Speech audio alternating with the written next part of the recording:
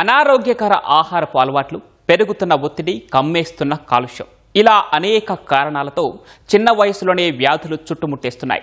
జీవనశైలి రుగ్మతలు పెనుముప్పుగా మారి ప్రాణాలు తీస్తున్నాయి. ఈ నేపథ్యంలో ఆరోగ్యంపై దృష్టి సారించాల్సిన అవసరం ఉంది. ముఖ్యంగా 30 ఏళ్ల నుంచే ప్రతి ఒక్కరూ క్రమం తప్పకుండా వైద్య పరీక్షలు చేయించుకోవాలని వైద్య నిపుణులు సూచిస్తున్నారు. అలాగే తీసుకునే ఆహారంలో పోషకాలు ఉండేలా చూసుకోవాలి. దాంతోపాటు వ్యాయామం అనేది గుడ్ హెల్త్కి సరైన ఔషధమని చెబుతున్నారు.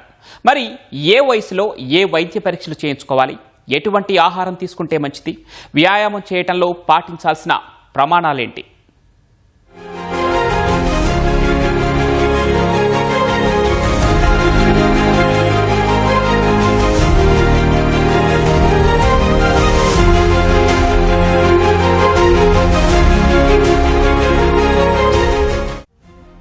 కొత్త ఏడాదిలోకి అడుగుపెట్టిన మనం శతాయుష్షు కోసం కొన్ని తీర్మానాలు తీసుకోవాల్సిన అవసరం ఉంది. ముఖ్యంగా ఆహారం విషయంలో. ఎందుకంటే తినే ఆహారమే శక్తిగా, యుక్తిగా మారుతుంది.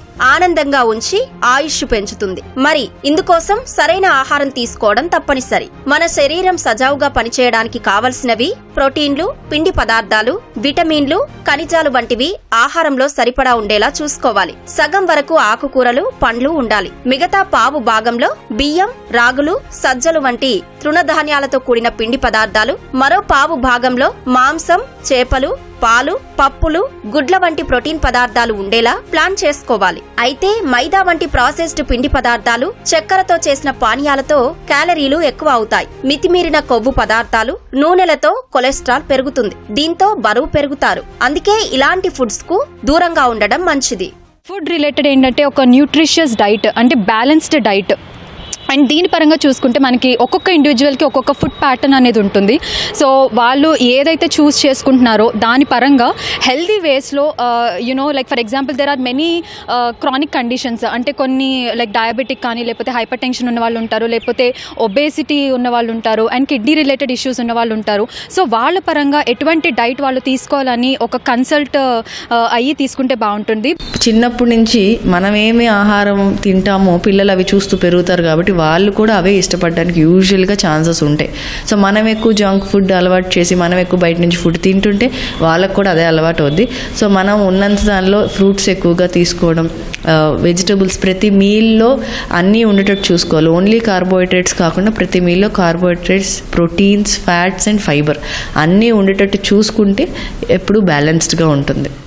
సరైన పోషకాహారం తీసుకుంటే ఆరోగ్యం కాపాడుకున్నట్లే అని భావిస్తే పొరపాటే అని వైద్య నిపుణులు హెచ్చరిస్తున్నారు. 30 ఏళ్ల నుంచే వైద్య పరీక్షలు చేయించుకోవడం తప్పనిసరి అంటున్నారు. మరి ఏ వయసులో ఏ టెస్టులు చేయించుకోవాలి అంటే 30 నుంచి 45 ఏళ్లు కలవారు complete blood count, CBC, sugar, కాలేయం, కిడ్నీ పనితీరు, థైరాయిడ్, యూరిన్, ఈసీజీ పరీక్షలు చేయించుకోవాలి. 46 నుంచి 60 ఏళ్లు ఉన్నప్పుడు కూడా వీటన్నింటితో పాటు urine for micro albumin test చేయించుకోవడం మంచిది. ఇక 60 ఏళ్లు దాటినప్పుడే అసలైన అనారోగ్య సమస్యలు మొదలవుతాయి. కాబట్టి ఇందాక చెప్పుకున్న వైద్య పరీక్షలతో పాటు విటమిన్ డి, B12, ఎలక్ట్రోలైట్స్, ఎముకల సాంద్రత తెలుసుకునేందుకు బోన్ డెన్సిటీ స్కాన్ వంటివి చేయించుకోవాలని వైద్య నిపుణులు సూచిస్తున్నారు.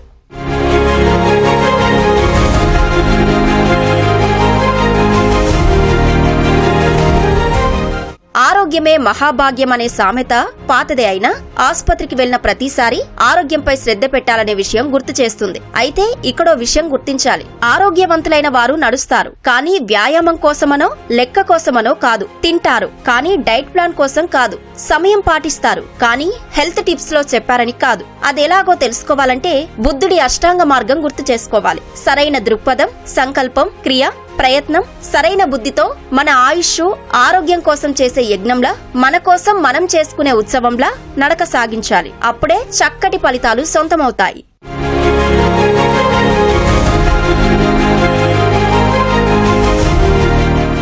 నడుస్తున్నప్పుడు చుట్టూ ఉన్న ప్రకృతి పరిసరాలను ఆస్వాదించాలి. చెట్ల మధ్యలోకి వెళ్లినప్పుడు పక్షుల కిలకిలలు, ఆకుల రంగులు, మట్టి వాసన గమనిస్తూ వాకింగ్ చేస్తే మంచి అనుభూతి కలుగుతుంది. మనతో మనమే ప్రేమగా మాట్లాడుకోవడం, మనసులోని భావాలు కాగితం మీద రాయడం వంటివి మనసును తేలికపరుస్తాయి. రోజంతా కావలసినంత ఉత్సాహం ఇస్తాయి. వ్యాయామాన్ని పనిలా కాకుండా మంచి ప్రయత్నంగా భావించి చేయాలి. ఫలితంగా మనసును ఉల్లాసపరిచే ఎండార్ఫిన్లు విడుదలవుతాయి. కోపం, విచారం వంటి భావోద్వేగాలను తగ్గిస్తాయి.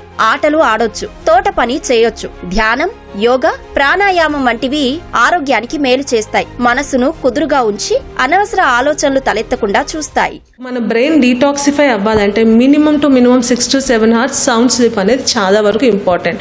So make your self like 7 to 8 hours వరకు మంచిగా సౌండ్ స్లీప్ చేసుకునేలా చూసుకోండి. అపార్ట్ ఫ్రమ్ ద స్ట్రెస్ అనేది ఇన్ఎవిటబుల్ అని అందరికీ తెలిసిన విషయమే.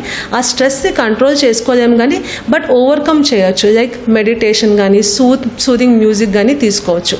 Hydration is also very important. Hydration వచ్చేసరికి రోజుకి 3 to 4 liters ఆఫ్ వాటర్ కూడా తీసుకోవాల్సి ఉంటుంది. ఇష్టమైన పనులు చేస్తుంటే మానసిక ఆరోగ్యం మెరుగవుతుందని అధ్యయనాల్లో వెల్లడైంది. హాబీలు ఉన్న వాళ్ళలో ఒత్తిడి తక్కువ, ఆత్మవిశ్వాసం ఎక్కువగా ఉంటుంది, కుంగుబాటు తగ్గుతుంది. అలాగే సేవా కార్యక్రమాల్లో పాల్గొంటే మనసుకు కొత్త ఉత్తేజం వస్తుంది. ఇతరులకు చిన్న సహాయం చేసినా, నవ్వుతూ పలకరించినా మంచి ఫలితం కనిపిస్తుంది. ఇక మద్యం, పొగ తాగటం వంటి వాటితో తాత్కాలికంగా ఆనందం కలగొచ్చు, కానీ ఇవేవి భావోద్వేగాలను తగ్గించవు, పైగా మరింత ఎక్కువ చేస్తాయి. కాబట్టి వాటి జోలికి పోవద్దు.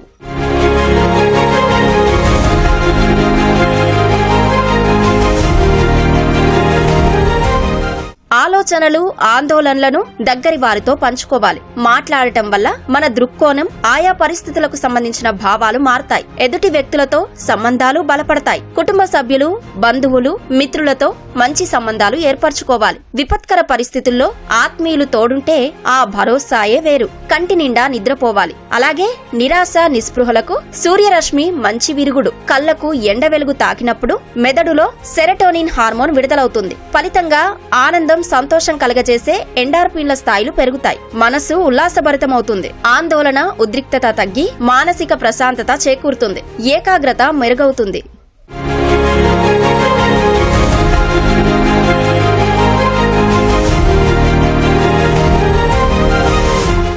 జీవన శైలిలో మార్పుల కారణంగా మంచి ఆహారం, వ్యాయామం, ధ్యానంతో పాటు వయసు పైబడుతున్న కొద్దీ టీకాలు వేయించుకోవడం మంచిదని వైద్య నిపుణుల సూచన. అందుకోసం 18 ఏళ్లు దాటిన వారు ఏటా ఫ్లూ టీకా వేయించుకోవాలి. ప్రతి 10 ఏళ్లకు టెటనస్, డిఫ్తీరియా, టీడాప్, రోగ నిరోధక శక్తి తక్కువగా ఉంటే hepatitis B, hepatitis A injections వేయించుకోవాలి. 40 నుంచి 64 ఏళ్ల వయసు కలిగిన వారు షింగిల్స్, ఇన్ఫ్లుయెంజా, ఫ్లూ టీకాలు తీసుకోవాలి. 65 ఏళ్లు దాటితే pneumococcal conjugate, shingles, flu, Tdap టీకాలు వేయించుకోవాలి.